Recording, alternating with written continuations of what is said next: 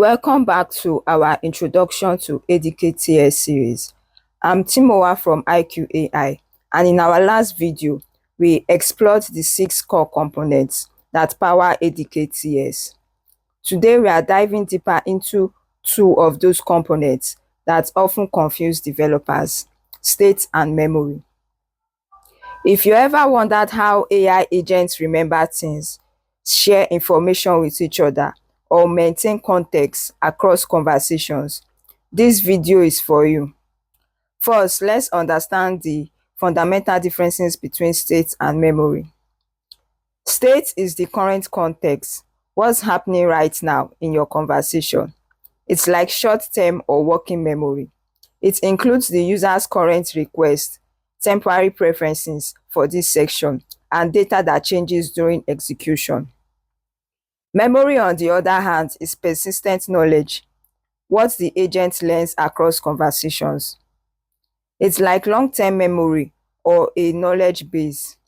It stores historical patterns, user references over time, and permanent information that survives restarts.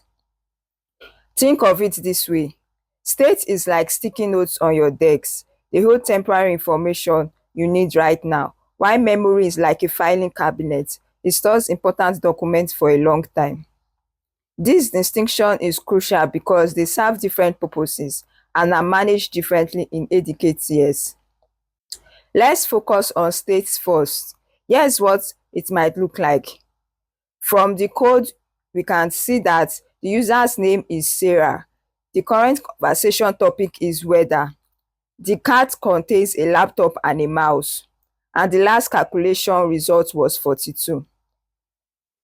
Key things to understand about state is that it's accessible by all components. Agents, tools, sections, all of them can read and write to it. It updates in real time as the conversation progresses. It can be injected directly into agent instructions. We will see that in a moment. And it's typically cleared or reset between sections. State is what enables your agents to maintain context and share information. Now, let's see how state actually flows through your system. Imagine a user asks to check the weather. The user says, "I want to check the weather in Paris." The state updates the location to Paris. The weather tool reads the state and sees Paris, then fetches the weather for Paris. The state updates the weather to 15 degrees Celsius, sunny. Then the agent reads the updated state and generates a response using that information. This flow: input, state update; component read, state update; output, happens continuously throughout every conversation. State is the glue that connects everything together, ensuring all components have the context they need. Here is where state becomes really powerful: system prompt state injection. You can inject state values directly into agent instructions, making them dynamic. Looking at this code, you can see the curly braces. These curly braces are placeholders that get replaced with the actual state values they represent.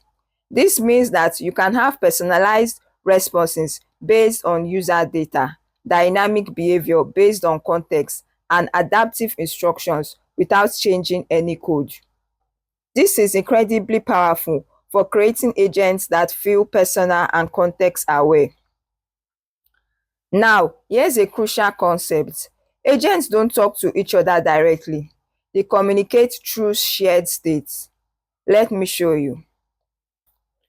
We can see that the researcher agent does its works and saves its findings to state with that output key. The writer agent then reads that research data from state through the placeholder in its instructions. So here's the magic: agent A writes to state, state stores the information, agent B reads from state. This pattern enables complex multi-agent workflows while keeping agents loosely coupled. Now let's talk about memory, the long-term knowledge system. While state handles current conversation, memory persists across all conversations. In a section, a user might say that they prefer detailed technical explanations. The memory stores this preference. Then in section 5, without being reminded, the agent can say, based on your preference for technical details, and then gives more technical details on the response to the user's question. Memory also survives app restarts, which enables for semantic search over past interactions and builds a knowledge base over time.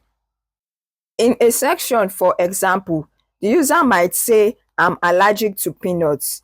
The memory then stores this user's directory restriction. Then later in section 5, the user asks the agent for a recommendation for a snack, and the memory retrieves the peanut allergy information for the agent, who then responds with peanut-free options to the users.